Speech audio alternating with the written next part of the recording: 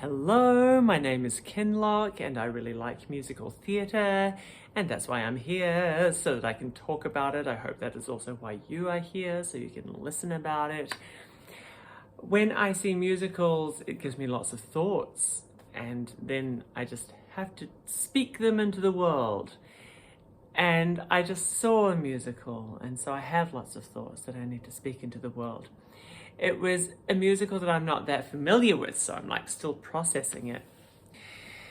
I saw And Juliet. It's not brand new, but it was only written a few years ago, and it's quite new to Melbourne, and it's quite new to me. So this is interesting. I don't often get to go see musicals where I don't know every lyric and every part of the plot. So this I was really experiencing much like other people experience things. Oh, the shock horror. Oh, I was reduced to being just like every Joe average. It's okay, I don't mind that. I'm one of the people. I'm a descomisado. Yep. So I'm watching And Juliet, and most of the time I was watching it, huge grin on my face, because I was just like, oh, every single song is a banger, and I didn't really know what was coming next, and then the music was starting, and I'd be like, oh, this song, I love this song, wow! And of course I loved every song because the music is by Max Martin, and if you don't know who Max Martin is, well, you kind of do know who Max Martin is. He's responsible for every big pop song that you've loved in the last like 30 years. He has worked with artists like Katy Perry and Jessie J and Kelly Clarkson, Pink, Taylor Swift, Britney Spears, Backstreet Boys, Justin Timberlake. He writes songs and produces songs for all of these huge artists who you're just like, wow, pop perfection. And Max Martin turns out to be responsible for a lot of this.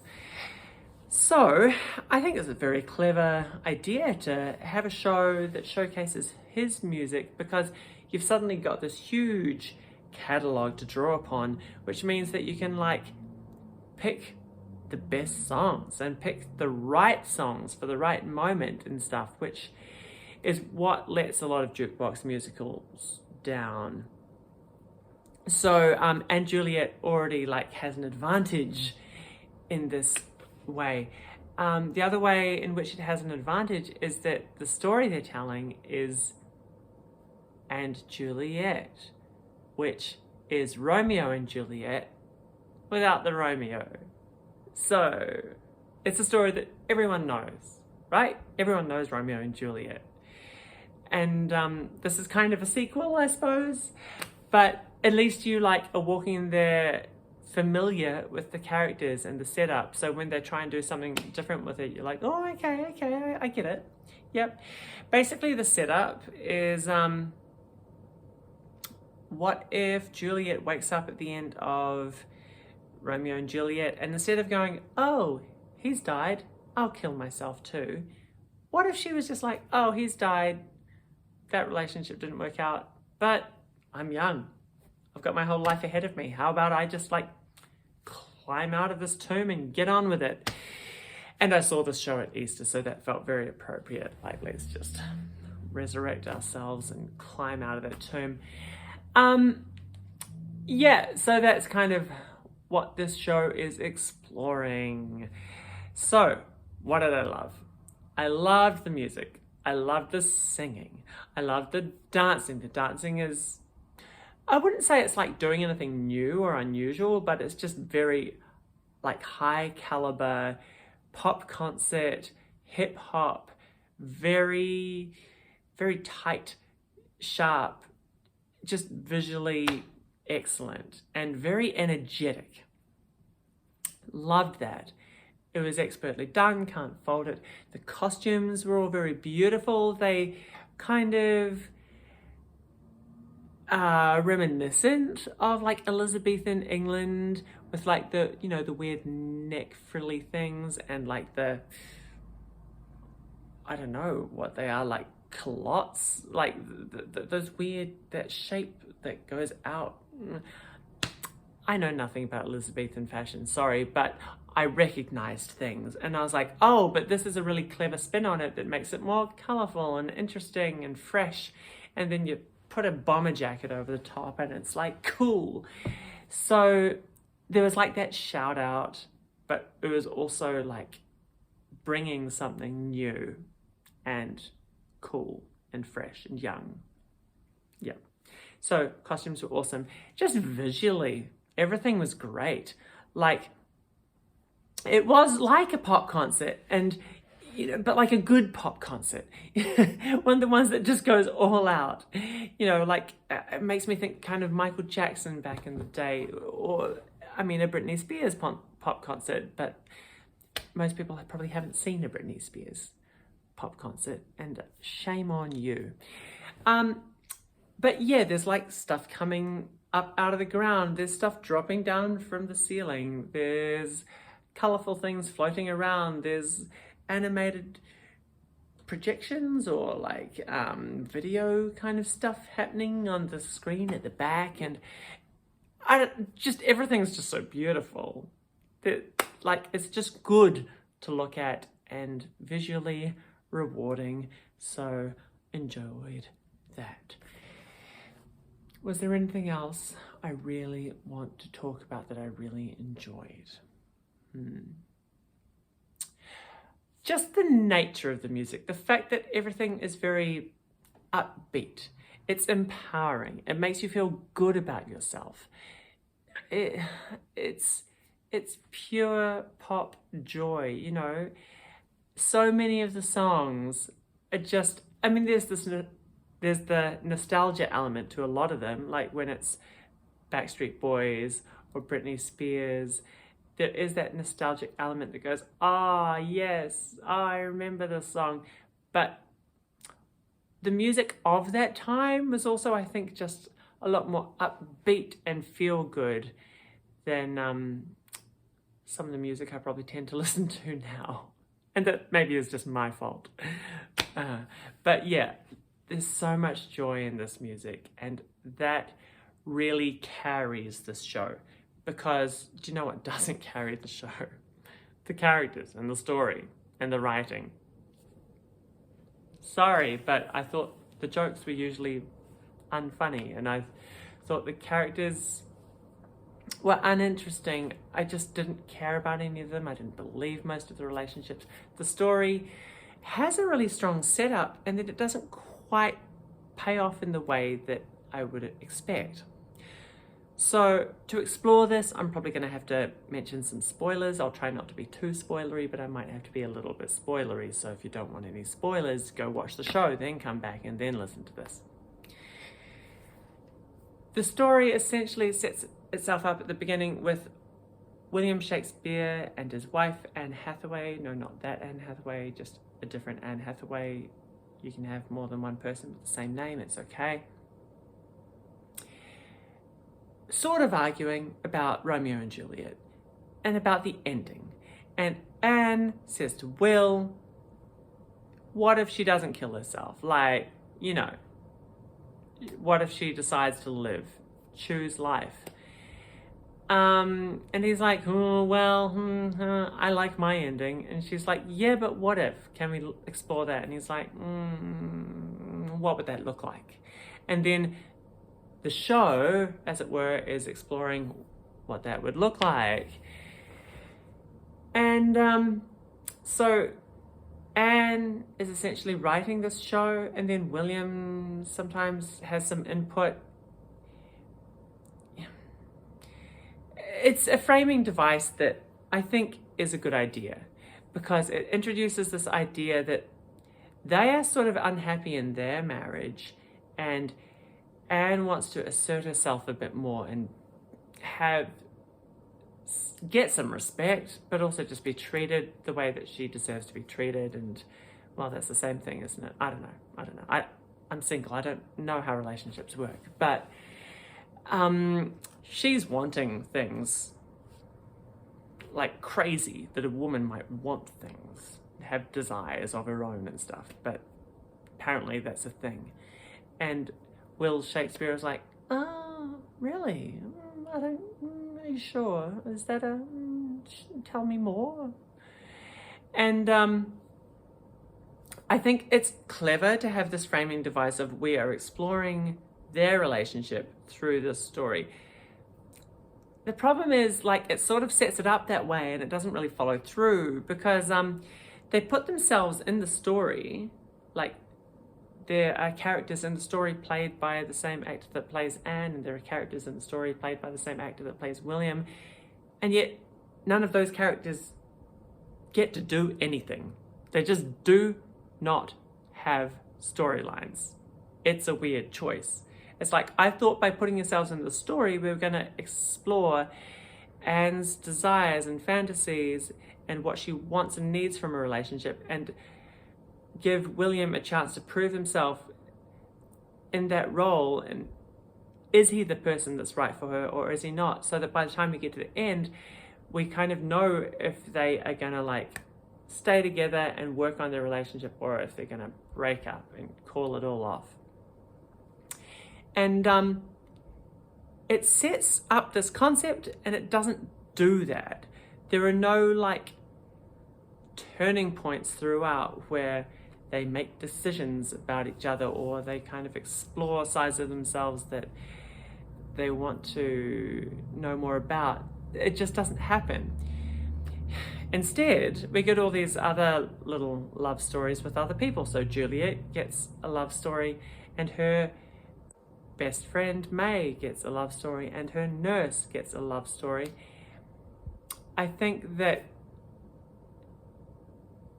Anne putting herself into the story as April, this second best friend, I guess, to Juliet, she puts herself in there as April, who then doesn't get a plot. What if she'd put herself in there as the nurse, who does get a story? Or like that could have just meant something, could have gone somewhere. Yeah, so it was just a weird choice. If we're gonna be watching a lot of Anne and Will, they need to have a plot. Because otherwise we get to the end and then they try to sort of tie up some loose ends, and like it came out of nowhere, and it was like, so he's just going to apologize and that's fine? Like, she has this moment where she's like, words, William. And I was like, oh, yeah, words, I'm so sick of words. It's like a My Fair Lady kind of thing, and like, never do I ever want to hear another word, there isn't one I haven't heard. I thought, yeah, it's like, show me. Don't just talk about it with your flowery language. Show me some actions that show that you love me. Or show me the meaning of being lonely. No, but show me something. And it sort of starts going that direction, then it just doesn't. Like, there is no opportunity for him to show her anything because they've left it too late in the piece. But it's clear that that's what the story should have been, and it kind of hints at it, and it just doesn't quite get there. And I was very frustrated by that because there was such potential, such promise, and no follow through. So instead, we are left with a few romantic storylines from characters that I didn't really care about, but there's a bit of a love triangle, but the love triangle didn't really mean anything because the two best friends who are romantically involved with the same guy, they don't really have scenes together where they talk about that. There should have been like some deceit or something where like May is lying to Juliet, or May is trying to break up Juliet and Francois, but that's not what happens. There's just like a lot of niceness, and I mean, it's feel good, but it just felt pointless at the same time. So the story did nothing for me, and I think that some people are fine with that. Some people enjoy We Will Rock You. You know, like the story of We Will Rock You is so inane. But the music is so good that people don't care. And I expected more from Juliet because it really does promise a lot more at the beginning. It just doesn't have the follow through. But I think if I went to this again, I would just not be expecting anything from the story, and I would just very much enjoy what it does have to offer, which is so much. It makes you feel good. It has you bopping in your seat and apologizing to the people behind you. And I still really enjoyed it. It just felt a little bit shallow and pointless. So that's my advice, really. If you're going to go see Juliet, don't expect emotions and depth. Just like be there for the fun. I also really just want to shout out that there were 5 Britney Spears songs in this, and I'm such a big Britney fan that just brought me so much joy. I thought there might be 1 or 2, and then there ended up being 5 Britney songs. 2 of them are back to back, and I was just like, oh, what have I done to deserve this? This is just wonderful. It is joyous, and the vocals, and they're so good, and the arrangements are so good. And Stronger, that was a moment, when they sing Stronger, that was so perfectly placed. It really, really was good. That was one of the highlights for me, as was Since You've Been Gone, the Kelly Clarkson banger. That was really perfectly placed and just came at just the right moment, and it was so good. And the other standout for me was this romance between the nurse and this old flame that she meets up with in Paris. They sing Teenage Dream, but it's also a mashup with Break Free by Ariana Grande, and it's so good. It's just so good and so fun. So those songs were really strong because it was just one of those great moments where the story and the song were perfectly matched. And that wasn't always the case. Sometimes the connection between the song and the story was a little bit loose, but it was mostly pretty good. But yeah, some moments were stronger than others. One moment that I thought was just a bit confusing, there's a non-binary character who sings, "I'm not a girl, not yet a woman." And it's not yet a woman? Well, I don't think you're going to be a woman if you're non-binary. You're not a girl and not a woman, right? Is that how it works? I was confused. Yeah, so it's kind of shallow, but it's very, very fun. I actually just want to go see it again with different expectations. I found myself comparing this show a lot to Cruel Intentions, the 90s musical, because I saw that recently and because they were in theatres across the street from one another, and they also have songs from a similar era, and so it was hard not to compare them. They both have strong songs by the Backstreet Boys and songs from Britney Spears, and they were very, very different. The main way in which I compared them and pitted them against each other is in tone. So Cruel Intentions is very cheesy and silly, but it knows that and it knows what it is, and so I accepted it because it just is consistently silly and funny. And Juliet doesn't always seem to know what it is, or at least the actors in it had different ideas about what it was. Some of them were playing it more seriously and some of them were being really goofy, and there just seemed a bit of a disconnect sometimes between the material and the way it was being shown to us, and getting mixed messages with the tone. in particular, and this is where I'm like trying to avoid spoilers, but maybe it's unavoidable. In particular, what jumps out at me in that regard is like this one character who is resurrected from the dead, and not in a zombie kind of fun kind of way, just in a he's back, he's not dead anymore, not really explained kind of way. And he plays this character in such a stupid, goofy way. Like, the character comes across as stupid. It was funny. It was funny. But it makes you think that this character's stupid. And so it doesn't work dramatically, because then you have other characters who are like, oh, I'm still in love with you. And it's like, but you're a buffoon. He's a buffoon. Why are you still in love with him? How am I supposed to respect you now if you're in love with this buffoon? This story is supposed to be about getting some self-respect, not being in love with a buffoon. I don't know. Yeah, and so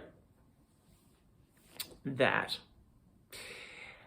I also want to talk about just the general humor. Like, I didn't think this show was very funny. Like, there are jokes, but they're kind of just like, groan kind of jokes, which is fine if you're in a good mood and you're like, oh. I kind of like bad jokes sometimes, but it's not what you look for in a script. And even some of them, like, just could have tweaked themselves slightly to land a little bit better. Like, there's this thing where, okay, so Juliet's best friend is May, and then this other best-ish friend who doesn't get to do anything is April. And so they're like, we are April, May, and July yet.